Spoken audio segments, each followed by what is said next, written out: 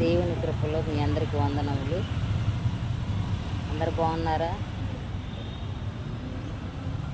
మన సమస్యలన్నీ దేవుడు చెప్పుకుంటే అందరం బాగుంటాం. ఎందుకంటే ఆయన తీర్చువాడు. మన కష్ట దుఃఖ వేదనలు తీర్చువాడు ఆయనే. మానవుల వల్ల ఏది కాదు. మనం ఏమన్నా చెప్పినా కానీ అమ్మో అని పక్కకి వెళ్ళిపోతారు. కానీ మన తండ్రి అలాంటి వాడు కాదు. మనకి ఏ సమస్య వచ్చినా కూడా దేవునికి చెప్పుకొని దేవునికి మొరపెట్టుకొనుట మేలు.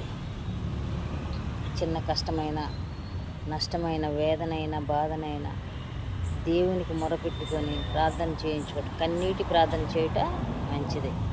ప్రియ సహోదరి సహోదరులారా, మెలకువతో ఉండి ప్రార్థన చేయడం దేవుడు మనకు వాగ్దానం చేసి ఉన్నాడు.